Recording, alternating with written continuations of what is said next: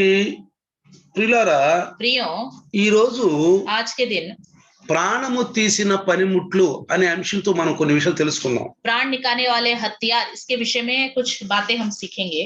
మీరు మత్తయి సువార్త 13వ అధ్యాయం తీయండి. आप मत्ती सुसमाचार 13वां अध्याय निकालिए.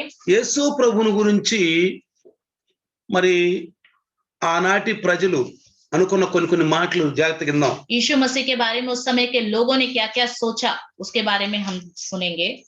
13:53 చదువుకుంటే 53 నుంచి 13वां अध्याय 53 वचन से पढ़ेंगे. యేసు ఈ ఉపమానం చెప్పి చాలించిన తరువాత ఆయన అక్కడి నుండి వెళ్లి స్వదేశమునకు వచ్చి సమాజ మందిరంలో వారికి బోధించుచుండెను.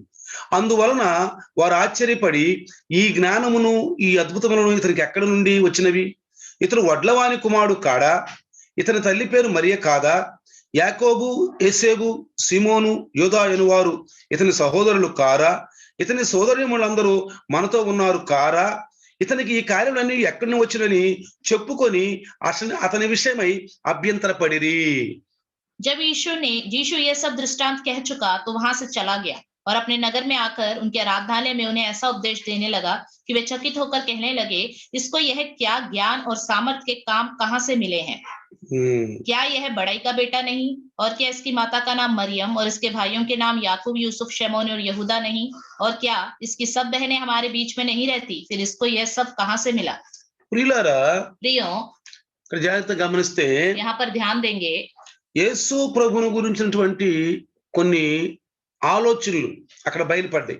यीशु मसीह के बारे में लोग क्या-क्या सोच रहे हैं वो प्रकट हुआ. ఎందుకంటే ఈయన సామాన్య కుటుంబంలో జన్మించాడు. क्योंकि एक सामान्य परिवार में इसका जन्म हुआ. ఈయన యొక్క సాంఘిక జీవనం కూడా సాధారణంగానే ఉంది. इसका जो जीवन है वो भी साधारण ही है. మరి ఇంత పేద కుటుంబంలో పుట్టాడే, ఇతని సాంఘిక జీవనం జీవిస్తున్నాడే, ఇతను ఇంత గొప్ప కార్యాలు ఇంత గొప్పవాడు ఎలా అయ్యాడు అని వాళ్ళు ఆలోచిస్తూ ఉన్నారు. एक गरीब परिवार में इसका जन्म हुआ, इसका जीवन एक साधारण ही है, फिर भी अद्भुत कार्य आश्चर्य कार्य कैसे कर रहा है करके लोग सोच रहे थे. ఈనాడు కూడా అక్సర్ అలానే అంటూ ఉంటారు. आजकल भी अक्सर ऐसे ही बोलते रहते हैं. అరే చూడురా, ఇడు ఉండ పేదరికం చూడు, ఇడు బడాయి చూడు, ఇడు చూడురా, ఇడు బట్టలు చూడని అనుకుంటా ఉంటారు ఆనవాయితీ. अरे इसकी हालत देखो और इसका स्टाइल देखो कैसे मार रहे, इसके कपड़े देखो करके लोग बोलते रहते हैं. ఇది మనుషుల యొక్క ఉద్దేశాలు ప్రకటించబడతాయి. इंसानों के उद्देश्य इसके द्वारा प्रकट हो जाते हैं.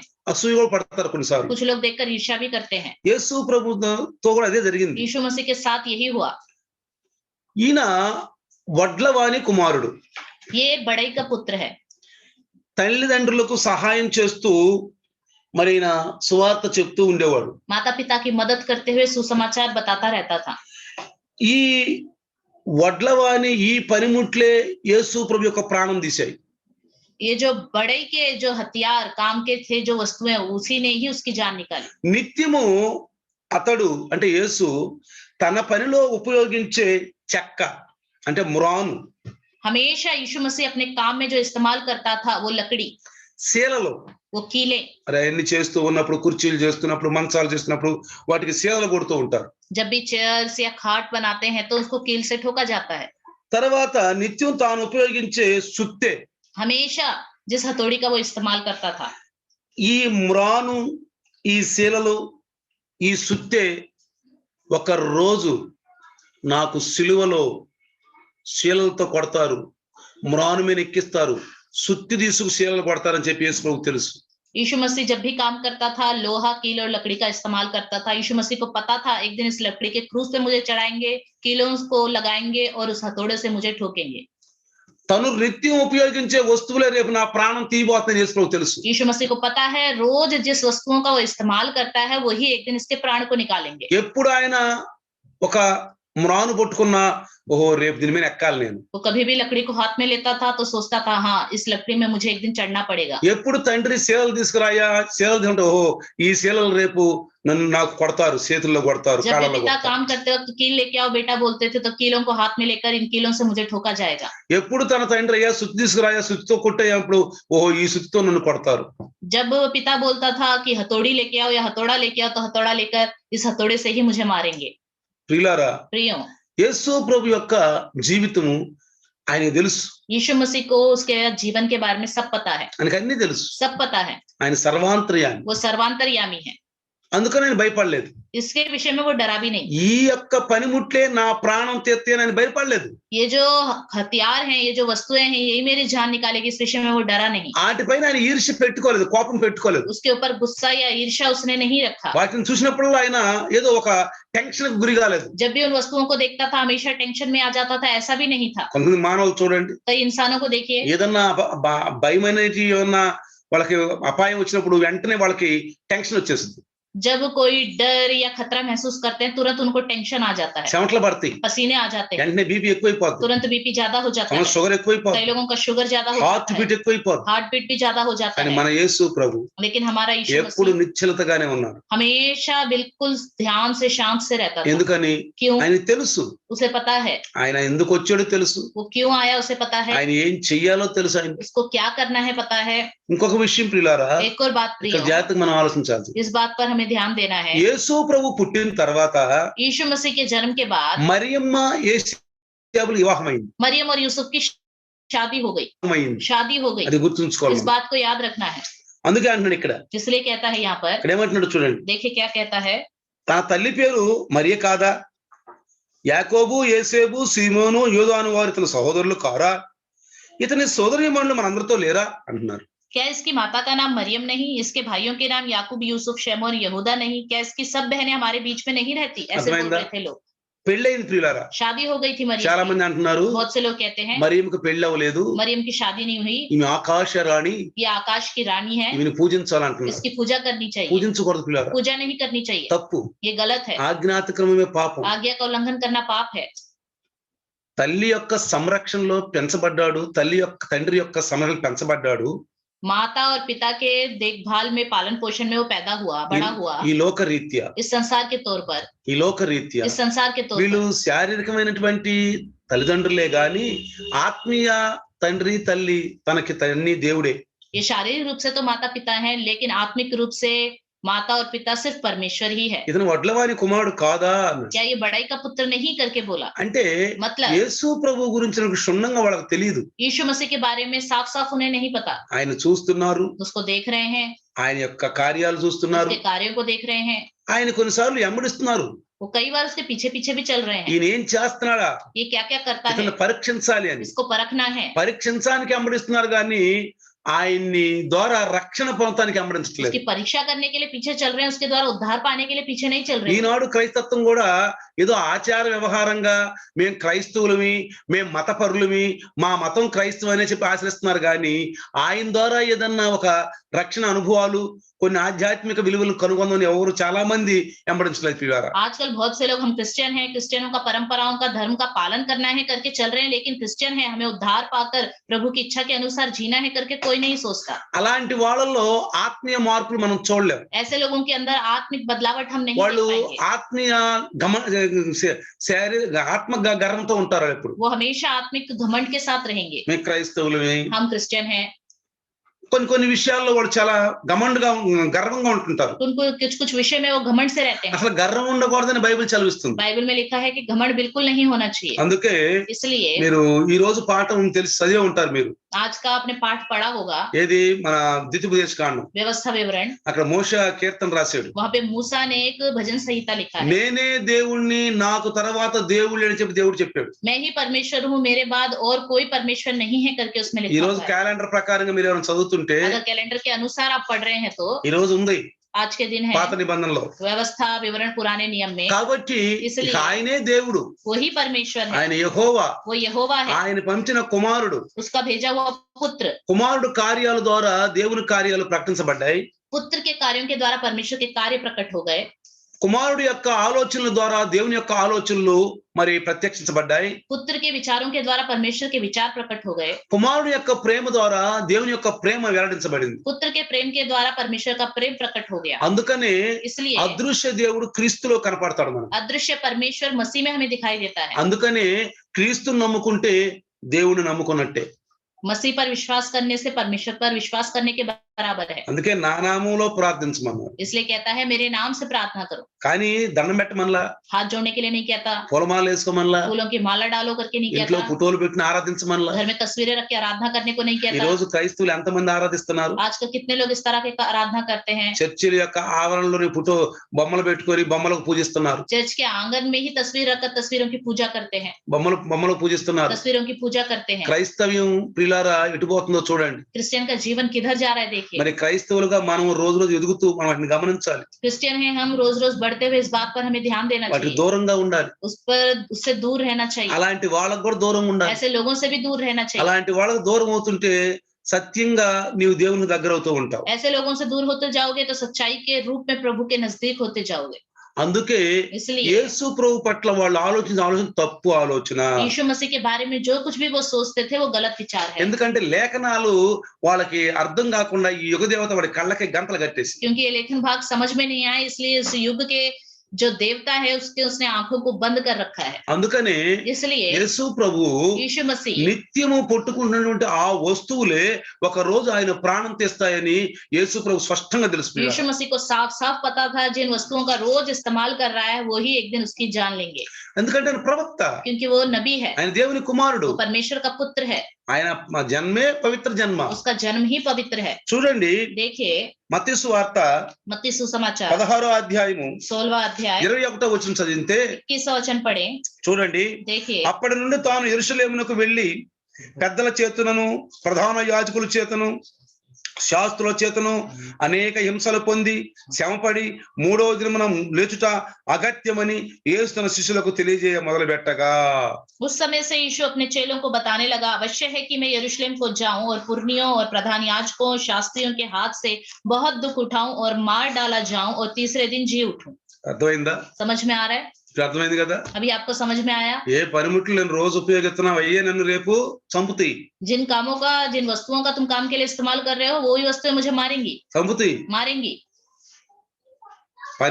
ఈ పనిముట్లు రేపు నా యొక్క ప్రాణం తీస్తాయని తెలిసి కూడా తాను అదే పనిముట్లతో చక్కగా నైపుణ్యంగా తన తండ్రికి మరి ఎంతో మరి సహకారంగా ఉన్నాడు. यही वस्तुएं मेरी जान लेंगी, इन सब बातों को जानते हुए भी अपने पिता के साथ इस काम में वो हाथ बटाता था। ఇప్పుడు యెరూషలేం వెళ్ళాలి. अभी यरूशलेम जाना है। ఎందుకని యెరూషలేం వెళ్ళాలంటే क्यों यरूशलेम जाना है? ఇక్కడ చూడండి, यहाँ पे देखिए ఒకసారి మీరు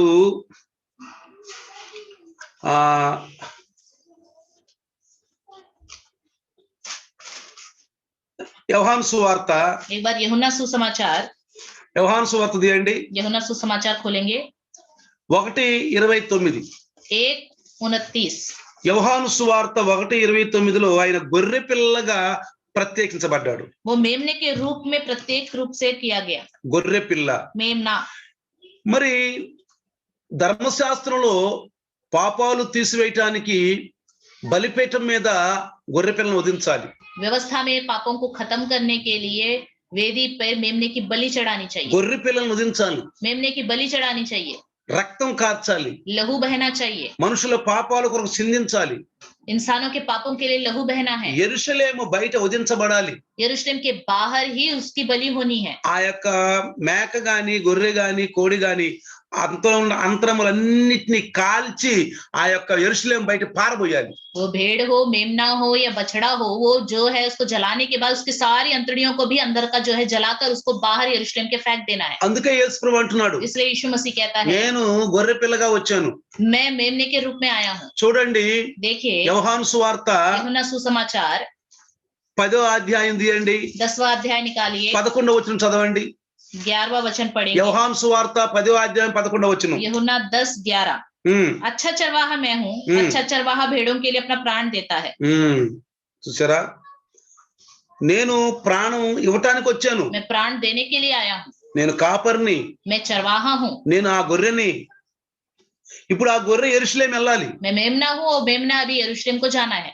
యెరూషలేం యొక్క బయటకు వెళ్ళి నేను చనిపోవాలి, త్రోసివేయబడాలి నన్ను. यरूशलेम के बाहर मुझे जाकर मरना है, वहां से చూడండి. बाहर निकाला जाना चाहिए मुझे। చూడండి, యేసు ప్రభువు కొన్ని సందర్భాల్లో చెప్పిన మాట చూడండి, లేఖనాల ప్రకారంగా देखिए, యోహాను సువార్త 3:14. यीशु मसीह ने कुछ संदर्भ में लेखन भाग के अनुसार बताए हैं वचन 3:13, यूहन्ना 3:14, 3:14 చదివితే 3:14 पढ़ेंगे। చక్కగా స్పష్టంగా చెప్పాడు యేసు ప్రభు. स्पष्ट रूप से यीशु मसीह ने कहा, हाँ। जिस रीति से मूसा ने जंगल में सांप को ऊंचे पर चढ़ाया, हाँ। उसी रीति से अवश्य है कि मनुष्य का पुत्र भी ऊंचे पर चढ़ाया जाए। అర్థమైందా?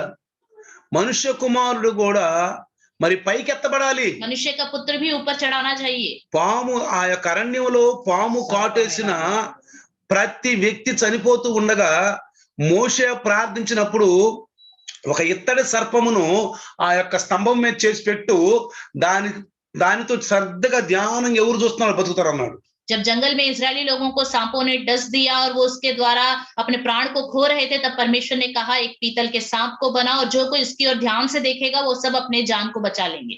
కాబట్టి యేసు ప్రభు మన కోసం శాపమైపోయాడు. यीशु मसीह हमारे लिए शापित हो गया। అందుకే యేసు ప్రభు అంటున్నాడు, इसलिए यीशु मसीह कहता है, నేను ఆ యొక్క ఆ వ్యక్తిలోకి ఎత్తబడినప్పుడు మీరు అందరూ నన్ను ఆకర్షించబడతారు అన్నాడు. जब मैं ऊंचे में उठा लिया जाऊंगा तब सब लोग मुझे देखकर आकर्षित हो जाएंगे। దీన్ని బట్టి యేసు ప్రభు తెలుసు తన జీవితం ఏంటో, తన పుట్టుక ఏంటో, ఎందుకు వచ్చాడో, ఏం చేయాలో అన్ని తెలుసు. इससे हमें पता चलता है कि यीशु मसीह को सब कुछ पता है, उसका जन्म क्या है, किस लिए वो यहाँ पे आया, सब पता है। మొట్టమొదటిసారి శిష్యులకు చెప్తున్నాడు, ఇదిగో మనం యెరూషలేం వెళ్ళబోతున్నాం రండి. सबसे पहले चेलों को कहता है, देखो मैं यरूशलेम को जा रहा हूँ। ఎందుకు వెళ్తున్నాం అంటే, क्यों? ఇదిగో నన్ను देखो చంపుతారు, वो मुझे मारेंगे, నన్ను చంపుతారు, वो मुझे मारेंगे, నేను 3వ దినం मैं లెగుస్తాను. तीसरे दिन जी उठूंगा। ఒక్కసారి కాదు పిల్లారా, ये बात एक बार नहीं, చూడండి 17:22 కూడా చదవండి. एक मत्तिया। बार मत्ती 17:22 में भी पढ़ेंगे, 17:22 కూడా చూడండి. 17:22 में भी देखेंगे। వారు గలిలయలో సంచరించుండగా యేసు మనుష్య కుమారుడు మనుషుల చేతికి అప్పగింపబడబోతున్నాడు, వారు ఆయనను చంపుదురు, 3వ దినం ఆయన లేచుని వారితో చెప్పగా బహు దుఃఖపడిరి.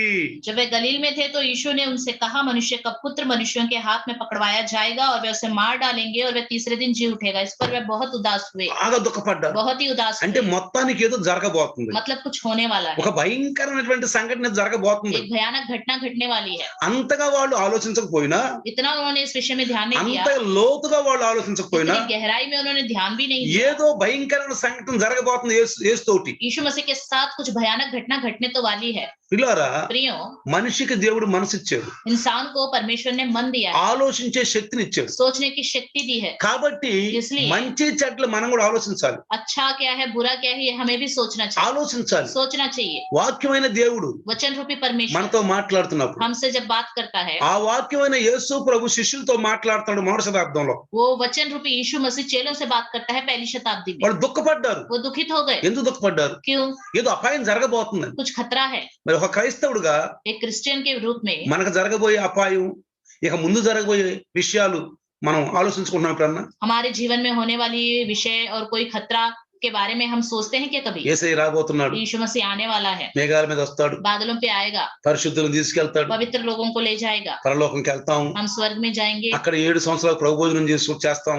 7 दिन प्रभु के भोज में शामिल हो जाएंगे, 7 సార్లు 7 साल 7 సంవత్సరాలు 7 साल అక్కడ నిత్యం ఆరాధన ఉంటది. हमेशा आराधना మరి होती ఎన్ని रहेगी। ఆలోచిస్తున్నామా? क्या इस विषय में हम सोचते रहते हैं? మళ్ళీ 7 సంవత్సరాలు మళ్ళీ వస్తాం, फिर 7 साल के बाद फिर पृथ्वी में आएंगे, 1000 సంవత్సరాలు భూమి మీద రాజ్యం చేస్తాం. 1000 साल पृथ्वी पर राज्य करेंगे, మళ్ళా 1000 సంవత్సరాలు అయిపోయినాక फिर 1000 साल खत्म होने के बाद వెళ్ళిపోతాం. चले जाएंगे, అగ్ని గంధకాలతోటి భూమిని అంతా నాశనం చేస్తాడు. आग के गंधकों के द्वारा पृथ्वी का नाश हो जाएगा। అందుకే మన పేతురు గారు అన్నాడు, इसलिए हमारे पत्रस ने कहा, చూడండి देखिए ఆ 2వ పేతురును చూడండి, మహావేంద్రముతోటి పంచభూతములు లయమైపోవునని చెప్పి రాశాడు. చూడండి ప్రియురా, देखिए दूसरा पत्रस में लिखा होगा, ఒకసారి తీయండి.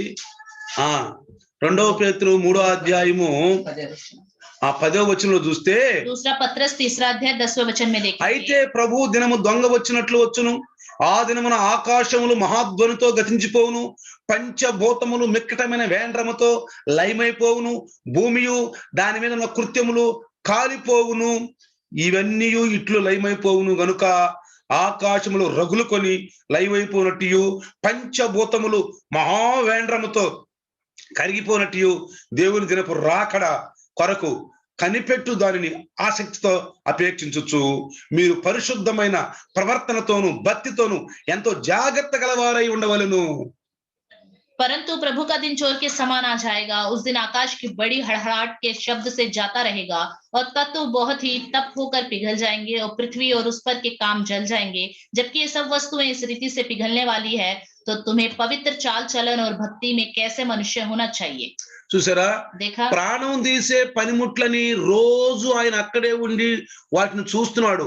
అట్లానే మనం కూడా రేపు మన జరగబోయేది ఏంటో మనం కూడా ఒక క్రైస్తవుడుగా, ఒక ఆత్మీయ క్రైస్తవుడుగా, ఒక మెలకుగుండే క్రైస్తవుడుగా మనం కూడా ఆలోచిస్తూ ఉండాలి. ये प्राण निकालने वाले हथियार ही हैं। इस बात को जानकर भी उसके साथ रोज काम करता था, तो हमें भी एक आत्मिक क्रिश्चियन है, हमारे साथ क्या होने वाला है आने वाले दिनों में, ये सब विषय में भी हमें ध्यान देना चाहिए। మొట్టమొదటిసారి మనకి కరెంట్ వచ్చినప్పుడు जब पहली बार हमारे भारत में करंट आया था, बिजली आई थी, తెలుసా, लोगों ने क्या ఈ सोचा, కరెంటే మన ప్రాణం తీసిందండి. ये बिजली हमारा प्राण निकालेगा। ఎంతమంది కరెంట్ తో ప్రాణం పోయింది చెప్పండి? कितने लोगों का प्राण चला गया इस बिजली के द्वारा, ఎంతమంది? कितने लोगों का। కరోనా చూసి మనం ఎంత భయపడుతున్నాం. इस कोरोना को देखकर हम कितना डरते ఈ हैं, కరోనా నా ప్రాణం తీసిందని. ये कोरोना मेरा प्राण निकालेगा। స్ట్రెయిన్ కరోనా వస్తుందండి ఇప్పుడు. अब स्ट्रेन कोरोना आ रहा है, 500 దాకా పైగా వచ్చినాయి అంటే కేసులు. 500 से तक केस आ गए మన हैं। ముందే ఉంది ఆ కరోనా. वो कोरोना हमारे सामने ही है। ఎట్లా ఆ పనిముట్లు యేసు ప్రభు ముందున్నాయో, जिस तरह वो हथियार यीशु मसीह के सामने ही थे, ఈ కరోనా గురించి మన ముందే ఉంది. ये कोरोना वायरस भी हमारे ఇది మన सामने है। ప్రాణం తీసిన భయపడలేదా?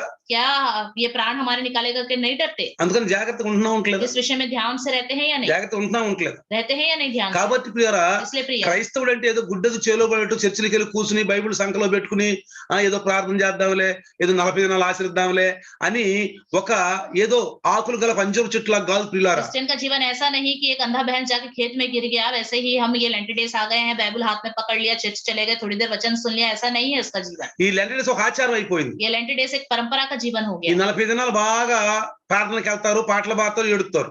40 दिन अच्छे से प्रार्थना में जाएंगे, गीत गाएंगे और रोते रहेंगे, కొన్ని నిర్ణయాలు కూడా और తీసుకుంటారు. कुछ निर्णय भी ले लेते ఈ हैं। 40 దినాలు అయిపోయినాక 40 दिन खत्म होने के बाद మళ్ళీ సైతాను యొక్క జీవితం యథాస్థితి జీవితం. फिर शैतान जैसा जीवन, जो साधारण जीवन रोज మళ్ళీ 40 మళ్ళీ సంవత్సరం వచ్చిన దాకా మళ్ళీ 40 దినాలు ఉంటాయి. మళ్ళీ అప్పుడు ఇప్పుడు ఏమన్నా ఇప్పుడు గుర్తురాదు వాళ్ళకి ఏమి. फिर अगले साल में जो 40 दिन के लेंटी डेज वाले दिन आते हैं ना, पिछले साल में हमने क्या क्या वादा किया था वो भूल ही जाते हैं। వీళ్ళు 40 దినాల వాళ్ళే. ये सिर्फ 40 दिन के लोग हैं। ఆ తర్వాత उसके बाद మళ్ళీ యథాస్థితి. फिर वैसा ही ఆ साधारण, 40 దినాల్లో చేసేది నువ్వు రోజు చేయాలా. जो 40 दिन में आप करते हो वो काम आपको रोज करना నువ్వు चाहिए। రోజు చేసేవాళ్ళు 40 దినాలు చేస్తే మంచిదే. जो रोज कर रहे हो 40 दिन में भी करो, अच्छी बात है। లేకిన్ రోజు ఏం చేయరు, रोज तो कुछ नहीं करते, మళ్ళీ మామూలు జీవితమే. रोज तो కానీ साधारण जीवन। 40 దినాలు మాత్రం लेकिन 40 दिन तो ఓ భక్తి నిష్ఠగా కనపడతారు. भक्ति के साथ, निष्ठा के साथ दिखाई అందుకే देते हैं। అన్నాడు పేతురు తిమోతి రాస్తున్నప్పుడు పత్రికలో, इसलिए तिमोथियुस की पत्रिका में पेत्रस कहता है, పైకి భక్తి, తిమోతి పత్రిక రాస్తున్న పౌలు గారు అంటాడు, పైకి భక్తి గలవారు అనగా దేవుని శక్తి లేనివారు. तिमोथियुस की पत्रिका लिखते समय पौलुस कहता है, ऊपर से तो भक्ति दिखाते हैं, अंदर से तो कुछ भी नहीं है, కొన్ని రోజుల వరకే सिर्फ कुछ दिनों के लिए है ఆ భక్తి. ये కానీ भक्ति। జీవితంలో మార్పు రాదు. लेकिन जीवन में कोई बदलावट नहीं। 40 దినాలు అయిపోయినాక 40 दिन खत्म होने के बाद వాళ్ళలో ఎన్ని తప్పులు చూపించమంటారు చూడండి మీరు. उनके अंदर कितनी गलतियां दिखा सकते हैं, देखिए। బైబిల్ ద్వారా చూపిస్తాం. बाइबल के द्वारा ही दिखा सकते हैं। ఏం సరి చేసుకున్నారండి? उन्होंने क्या अपने आप को सुधारा, ఏం సరి क्या చేసుకున్నారు? सुधारा? ఏమి లేదు. कुछ भी नहीं। శరీరంతో యాక్షన్ చేశారు అంతే. शरीर के द्वारा सिर्फ एक्शन किया है, యాక్షన్ చేశారు అంతే. एक्शन किया है। ప్రియులారా, प्रियो, జాగ్రత్తగా ఉండండి, ध्यान से रहिए, గమనించండి. ध्यान दीजिए। మన ముందున్నాయి, మన ప్రాణం తీయబోతున్నారు. हमारे सामने जो है वही हमारे प्राण को निकालने वाला యేసు है। రోజు వడ్రంగి పనిలో చేసే ఆ పనిముట్లే ప్రాణం తీయబోతుంది. यीशु मसीह बढ़ाई का काम करता था, जो वस्तु इस्तेमाल करता था वही वस्तु इसका प्राण निकालने वाली है, वो जानता। చూడండి, మత్తయి సువార్త 20:18 కూడా చదవండి ఒకసారి. एक बार मत्ती सुसमाचार 20वां अध्याय 18वां वचन पढ़ेंगे। చూడండి, అక్కడ కూడా చూడండి యేసు ప్రభు ఏం చెప్తున్నాడు. देखिए वहां पे यीशु मसीह क्या बताता है। ఇదిగో యెరూషలేముకు వెళ్తున్నాము, అక్కడ మనుష్య కుమారుడు ప్రధాన యాజకులు శాస్త్రులకును అప్పగింపబడును, వారు ఆయనకు మరణశిక్ష విధించి ఆయన అపహసించుటయును, కొరడాలతో కొట్టయు, సిలువ వేయుటకును అన్యజనులకు ఆయన అప్పగింతురు, మూడవ దినమున ఆయన మరలా లేచును.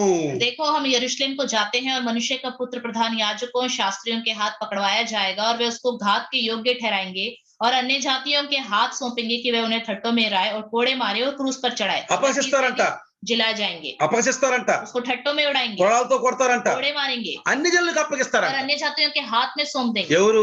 कौन लोग? స్వజనులు, खुद के लोग, స్వజనులు खुद के लोग, స్వజనులు అన్ని జనులకు అప్పగిస్తారు. खुद के लोग अन्य जातियों के हाथ में ఇక్కడ सौंप మనం देते ఏం నేర్చుకోవాలి తెలుసా? हैं। इधर हमें क्या सीखना चाहिए? ఈనాడు క్రైస్తవులే పోట్లాడుకోవటం, కొట్టుకోవటం, आजकल क्रिश्चियन लोग आपस में लड़ाई झगड़ा करते हैं, పాస్టర్లు కొట్టుకోవటం, पास्टर लोग आपस में लड़ाई झगड़ा करते हैं, చర్చిల్లో కొట్టుకోవటం, चर्चियों में लड़ते हैं, కేసులు పెట్టుకోవటం, एक दूसरे के ऊपर केस डालते हैं భయంకరమైన చర్చిలు మూతలేసుకోవటం, और लड़ झगड़ कर चर्च को बंद कर देते हैं, పోలీసులు రావటం, पुलिस लोग आते हैं वहां ఎంత पर। భయంకరమైనటువంటి జీవితాలు జీవిస్తున్నారు పిల్లలు చూడండి ఈరోజు. कितना भयानक जीवन जीते हैं आजकल वो लोग, జాగ్రత్తగా గమనించండి. ध्यान दीजिए। అన్ని జనులు अन्य जाति लोग, అన్ని జనులు వస్తున్నారు. अन्य जाति लोग आते हैं, అందుకే అన్నాడు, इसलिए कहता है మీలో కొన్ని సమస్యలు పరిశీలించుకోవడానికి మీలో పరిశుద్ధులు లేరా అన్నాడు. क्या तुम्हारी समस्याओं का हल करने के लिए कोई पवित्र लोग तुम्हारे बीच में नहीं है? లేరా? नहीं है क्या? అన్ని జనులు వస్తారు పిల్లలు. अन्य जाति लोग आएंगे प्रिय, జాగ్రత్తగా ఉండాలి సంఘం. ध्यान से रहना चाहिए कलीसिया को, సంఘం జాగ్రత్తగా ఉండాలి. कलीसिया को बहुत ही ध्यान से रहना चाहिए। యేసు ప్రభువు ఆ జీవితాన్ని ఆయన జీవిస్తున్న ఒక మాదిరి చూపించాడు. यीशु मसीह जब अपना जीवन जी रहा था, उसने हमारे लिए एक नमूना छोड़ा। ఒకటో పేతురు పత్రిక తీయండి. पहला पत्रस పహలా పత్రిక की पत्री 2:24 చదివితే 2:24 पढ़ेंगे। చూడండి. वह आप ही हमारे पापों को 21 21वां वचन 2:21 तुम इसी के लिए बुलाए भी गए हो, क्योंकि मसीह भी तुम्हारे लिए दुख उठाकर तुम्हें एक आदर्श दे गया है कि तुम भी उसके पद चिन्हों पर चलो। చూసారా? ఇక్కడ జాగ్రత్తగా గమనిస్తే यहाँ पर ध्यान दे 2:24 2:24 మనము పాపముల విషయమై చనిపోయి నీతి విషయమై జీవించినట్లు ఆయన తానే తన శరీరమందు మన పాపములను మ్రాను మీద మోసుకొనెను. చూడండి, वह आप ही हमारे पापों को अपने देह पर लिए हुए क्रूस पर चढ़ गया। చూసారా? देखा? మన పాపములను हमारे తన శరీరం మీద మోసుకున్నాడు. अपने पापों को अपनी देह पर ले लिया। ఆయన పొందిన గాయముల చేత మీరు స్వస్థత పొందితిరి. उसी के मार खाने से तुम चंगे हुए। అర్థమైందా? మీరు గొర్రెల వలె దారి తప్పిపోతిరి. तुम भेड़ों के समान भटक गए हो। మీ ఆత్మల కాపరియు అధ్యక్షుడైన ఆయన వైపునకు మళ్ళీ ఉన్నారు. पर अब अपने प्राणों के रखवाले और अध्यक्ष के पास लौट आए हो। ఆయన ఏం చేశాడు? 21లో చూస్తే 21 में देखे तो క్రీస్తు కూడా మీ కొరకు బాధపడి మీరు తన అడుగు జాడలైన నడుచుకున్నట్లు మీకు మాదిరి ఉంచిపోయెను. मसीह भी तुम्हारे लिए दुख उठाकर तुम एक आदर्श दे गया कि तुम उसके पद चिन्हों पर चलो।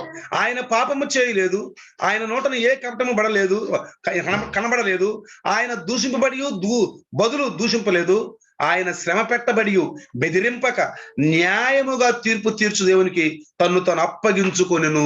ना तो उसने पाप किया और ना उसके मुंह से छल की कोई बात निकली। वह गाली सुनकर गाली नहीं देता था और दुख उठाकर किसी को भी धमकी नहीं देता था, पर अपने आप को सच्चे न्याय के हाथ में सौंपता था। అర్థమైందా? समझ में आ गया? అయ్యో ఈ మ్రాను మీద ఎక్కాలే, अरे इस लकड़ी पे ही मुझे चलना है। ఎప్పుడు ఆ మ్రాను కొట్టుకున్నా कभी भी उस लकड़ी को पकड़ता था అని అట్లా పడేసాడా? क्या? कभी भी उसको ऐसे फेंक दिया? ఎప్పుడు ఆ శీల కొట్టుకున్నా कभी भी कीलों को हाथ में लेता था? అమ్మో ఈ శీలలు రేపు నాకు శరీరంలో దిగబడతాయే अरे ये कील मेरे शरीर में एक दिन अंदर चला जाएगा, అని అసహించుకున్నాడా? उसको देखकर घृणा किया। అయ్యో ఈ సుత్తితో రేపు కొడతారే నన్ను, अरे इसी हथौड़े से मुझे मारेंगे, ఈ పనిముట్లే నా ప్రాణం తెత్తియే ये वस्तु ही मेरा प्राण निकालेंगे। ఆయన సుత్తించినప్పుడు అసహించుకున్నాడా? कभी भी उस हथौड़े को देखता था तो क्या उसको देखकर घृणा करता था? లేదు ప్రియుడా, नहीं, లేదు. नहीं। మనం కూడా हम भी ఈ సృష్టిలో इस सृष्टि में దేవుని పని చేస్తూ प्रभु के काम करते हुए ఆత్మ ఫలాలు పొందుకోవాలి. आत्मिक फलों को ఏ క్రైస్తవుడికైతే ఆత్మ ఫలాలు లేవో, जिस क्रिश्चियन के अंदर आत्मिक फल नहीं है, ఆ వ్యక్తి దేవునిలో ఆత్మలో కొనసాగలేడు.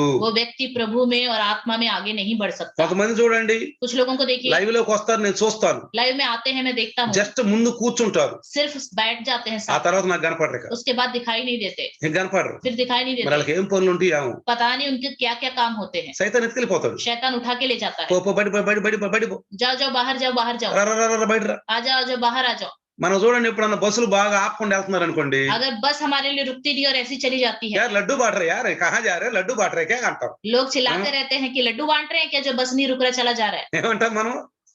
ఏమన్నా అక్కడ ఏమన్నా నీకు ఏమన్నా పెళ్లి భోజనం పెడుతున్నారా అని क्या तुझे वहाँ कोई शादी का लड्डू खिला रहे हैं? కొంతమంది వస్తారు, कुछ लोग आते లైవ్ हैं, లో కూర్చుంటారు, लाइन में बैठ మరి जाते బయట हैं, ఎవరు లడ్డు పెడుతున్నారు వాళ్ళకి వెళ్ళిపోతారు బయటికి, पता नहीं बाहर कौन लड्डू खिला रहा है, उठ के चले जाते ఇక కనపడరు కాదు, हैं, फिर दिखाई नहीं देते ఇక वो, నాకు కనపడరు. फिर मुझे दिखाई नहीं देते. వీళ్ళు సైతాన్ యొక్క చేతిలో ఉన్నారు పిల్లరా, ये लोग शैतान के हाथों में हैं. వాళ్ళకి తెలియాలి ఆ విషయం. उनको ये बात पता होनी चाहिए. యేసు ప్రభు తెలిసినట్టు వాళ్ళకి కూడా తెలియాలి. यीशु मसीह को जैसे पता चला उन्हें पता होना चाहिए. అయ్యో నేను ముందు కూర్చుంటున్నానే, मैं तो आगे बैठ रही हूँ, మొదట్లో కూర్చుంటున్నాం, शुरुआत में तो बैठ रहा हूँ, తర్వాత పాస్టర్ సాబు నేను కనపడట్లేదు. बाद में मैं दिखाई नहीं दे रहा. పాస్టర్ సాబు నీ గురించి దుఃఖపడతామంటే దేవుడు దుఃఖపడతాయి పిల్లరా, पास्टर साहब आपके विषय में दुखित हो रहा है तो प्रभु आपके विषय में दुखित हो रहा है. నీకు బరకత్ ఉండదు. आपके जीवन में बरकत नहीं होगी. నేను ఖచ్చితంగా చెప్తున్నా, मैं सच कहता हूँ. దేవుడు స్వయంగా నీ ముందు ఏడవడు. परमेश्वर आपके सामने आके खुद नहीं रोएगा. దైవదాసుడు నీ పట్ల ఏడిస్తే అది నీకు శోభ కాదు. प्रभु का दास आपके विषय में रोए तो आपके लिए शोभा नहीं है. మంచి కాపరి గురించి చెప్తున్నాను. मैं अच्छे पासवान के बारे में बता रहा చాలా हूं. మంది ఉన్నారు, बहुत से लोग हैं, నువ్వు వచ్చేవో లేదు, నువ్వు రాలేదు, ఏమీ లేదు, आप आए या नहीं है इससे कोई लेना నువ్వు देना వింటున్నా వింటలో కూడా తెలియదు. नहीं. आप सुन रहे हो नहीं सुन रहे ये भी पता नहीं होता. అలాంటి వారి గురించి చెప్పట్లేదు. मैं ऐसे लोगों के बारे में नहीं कह रहा. మంచి కాపరి, अच्छा पासवान, మంచి కాపరి अच्छा पासवान మీకు మీ కొరకు आपके लिए, మిమ్మల్ని ఎదిగించాలని आपको बढ़ाने ఒక के लिए, ఆత్మీయ మాటలు ఆశగా పెడుతున్న కాపరి, एक आत्मिक बातों को आशा से आपके మిమ్మల్ని सामने గురించి प्रकट करने ధ్యానం ఇస్తున్న वाला, కాపరి, आपके विषय में ध्यान रखने మీ वाला, గురించి బాధపడే కాపరి. आपके विषय में दुखित होने वाला. అలా బాధ పెడితే మనకి శోభ కాదని వాక్యం చెప్తుంది. इस तरह उन्हें अगर दुखित करेंगे तो ये शोभा नहीं देता करके वचन बताता है. అర్థమవుతుందా? समझ में आ रहा है? చూడండి పిల్లరా, देखिए प्रियो, 26వ వచనం, మత్తయి సువార్త 26 తీయండి. मत्ती सुसमाचार 26वां वचन निकालिए. మత్తయి సువార్త 26 తీయండి. 26वां अध्याय, అందరూ 26 తీస్తే 26वें अध्याय में 26లో చూడండి, ప్రభు భోజనంలో కూర్చున్నప్పుడు యేసు ప్రభు जब प्रभु भोज में बैठे तो यीशु मसीह, 21వ వచనం చూస్తే 26, 21 26वां अध्याय 21वें वचन వారు देखिए, భోజనము చేయుచుండగా ఆయన మీలో ఒకడును అప్పగించునని మీతో నిశ్చయముగా చెప్పుచున్నాను. जब वे खा रहे थे तो उसने कहा, मैं तुमसे सच कहता हूँ कि तुम में से एक मुझे पकड़वाएगा. దీన్ని బట్టి యేసు దైవత్వము కలిగిన వాడు, యేసే దేవుడు అని మనకు తెలుస్తుంది. इससे हमें पता चल जाता है ईश्वर का स्वभाव यीशु मसीह में है. ईश्वर और परमेश्वर यीशु मसीह ही है. ఆ 12 మందిలో ఒకడైనటువంటి యోధా ఇస్కరియోతు 12 में से जो एक चेला था यहूदा इस्करियोती, ఎక్కడ డబ్బులు తీసుకున్నాడో, ఎప్పుడు మాట్లాడాడో యేసు ప్రభు తెలియదు. कहाँ उसने पैसे ले लिए, कब उसने बात कर लिया, यीशु मसीह को नहीं पता. అక్కడ యేసు ప్రభు లేడు, वहां पे तो यीशु मसीह था ही नहीं. అయినా గాని అంటున్నాడు, फिर भी कहता है यीशु, మీలో ఒకడును అప్పగించును, तुम में से एक मुझे पकड़वाएगा. నిశ్చయముగా मैं చెప్తున్నాను. तुमसे सच कहता हूँ. అప్పుడు అందరూ అన్నారు, तब सबने कहा, నేనా ప్రభు, क्या मैं प्रभु, నేనా क्या ప్రభు. मैं. మరి యోధా ఇస్కరియోతు అన్నాడు, నేనా ప్రభు అని. फिर यहूदा इस्करियोत ने कहा, क्या मैं हूँ प्रभु. తనకు తెలుసు उसको पता है నేనేం చేయబోతున్నాను. मैं क्या करने वाला हूँ. మరి యేసుకి ఎలా తెలిసింది? तो यीशु मसीह को कैसे पता चला. ఇదిగో ఈ ముక్క ముంచి ఎవరికి ఇస్తాను అతనే అన్నాడు. ये रोटी का टुकड़ा डुबाकर मैं जिसको दूंगा वही है करके कहता है. అన్నాడు.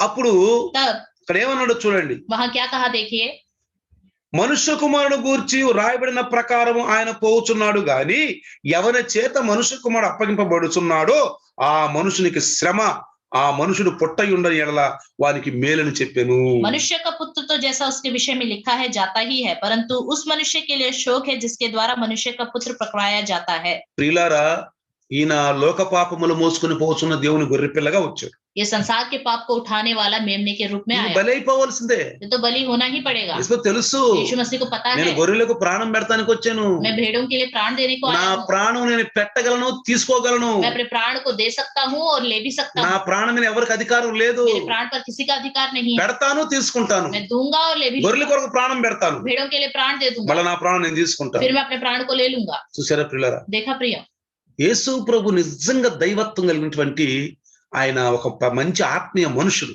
यीशु मसीह सच में ईश्वरत्व रखने वाला अच्छा आत्मिक ఈ पुरुष రోజు है. ఈ వాక్యం గనుక మనం వింటుంటే మనకు అర్థమైపోతున్నాము, యేసు ప్రభులో దైవత్వం ఉంది. అసలు యేసు ప్రభు దేవుడే.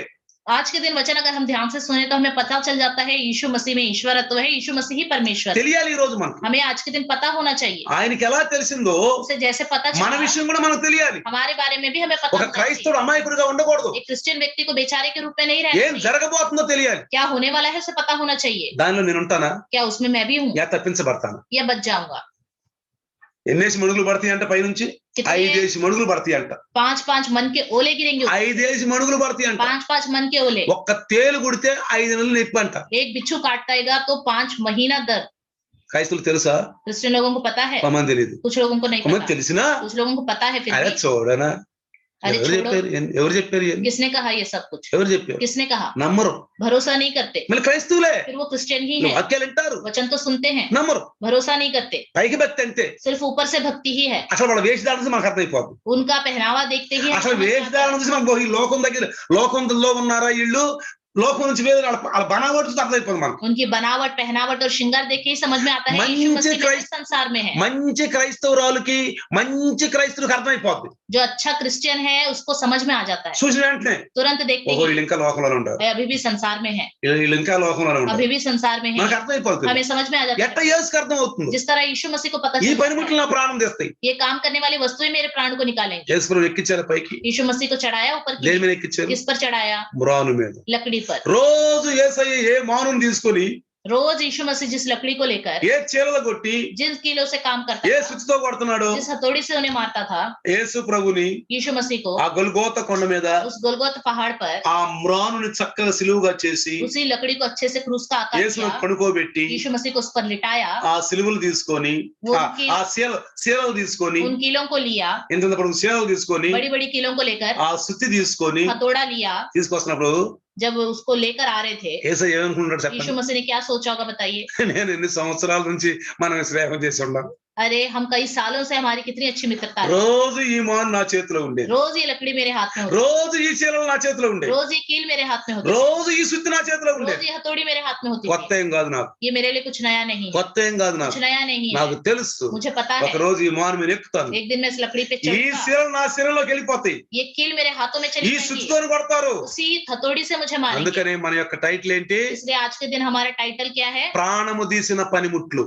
प्राण निकालने वाली वस्तुएं, ప్రాణము తీసిన పనిముట్లు. प्राण निकालने वाली वस्तुएं। కాబట్టి ప్రియులారా इसलिए प्रिय మనకు కూడా తెలియాలి, हमें भी पता ఒక होना चाहिए, క్రైస్తవులుగా తెలియాలి, एक क्रिश्चियन है कि रूप में ఏం पता होना జరగబోతుందో चाहिए, తెలియాలి. क्या होने वाला है पता होना चाहिए। అది తెలియని క్రైస్తవుడు క్రైస్తవుడు కాదు, जिस क्रिश्चियन को ये पता नहीं वो क्रिश्चियन है ही नहीं, కాదు. है ही नहीं। అందుకనే इसलिए సూర్యుడు నల్లబడతాడు, सूरज काला हो जाएगा, చంద్రుడు चंद्रमा కాంతినివ్వడానికి प्रकाश नहीं देगा। చెప్తున్నాను, బైబిల్లో ఉన్నాయి ప్రియులారా, बाइबल में लिखा हुआ है, ఇవన్నీ ఉన్నాయి. ये सब लिखा हुआ है। ఇదన్నీ మనకు అనుభవంతో తెలుసుకుని ये सब अनुभव के द्वारा हम जानकर ఈర్ష్య కక్ష క్రోధం భయపడతాం చెమటలు పడతాం కాదు, ईर्ष्या, क्रोध, डरना, पसीने निकलना ये सब नहीं होना కాదు चाहिए, కాదు. ये सब नहीं होना యేసు चाहिए। ప్రభు కూడా यीशु मसीह भी ఆ మ్రాను చూసి ఈర్ష్యపడలా, उस लकड़ी को देखकर ईर्ष्या नहीं कर రోజు रहा, పని చేస్తున్నాడు. रोज उसमें काम ఆ करता, శీలలు చూసి ఈర్ష్యపడలా, उन कीलों को देखकर उसने ईर्ष्या नहीं ఆ की, శుద్ధి చూసి ఈర్ష్యపడలా. उस हथौड़ी को देखकर ईर्ष्या नहीं की। మనం కూడా हम भी ఈ ప్రకృతి इस प्रकृति को ఒకరోజు ఏమైపోతుందో చూడండి. क्या होगा देखिए, ఈ పాని, ये पानी, ఈ గాలి, ये हवा, ఈ వెలుతురు ये रोशनी, ఇదంతా ये सब నశించిపోతుంది, नाश हो जाएगा, కానీ लेकिन నిత్యం నిలుస్తా ఉంటాం, हमेशा हम स्थिर बने रहेंगे, నిత్యం నిలుస్తాం. हमेशा स्थिर बने रहेंगे। ఎన్ని కష్టాలు వచ్చినా, कितना भी कष्ट आए, బాధలు వచ్చినా, दुख आए, శోధనలు వచ్చినా परेशानी आए, యేసు ఎడనాడొద్దు, यीशु मसीह को मत छोड़ो, ఎడనాడొద్దు. मत छोड़ो। మన ముందే ఉన్నాయి బాధలు శోధనలు, हमारे सामने ही दुख परेशानी అయినా है, ఎడనాడొద్దు. फिर भी मत छोड़ो। ప్రభువులో ఉన్నాం, प्रभु में है, ప్రభువులో ఉన్నాం. प्रभु में रहेंगे। మరి ఈరోజు మరి దేవుని యొక్క ఈ కొద్ది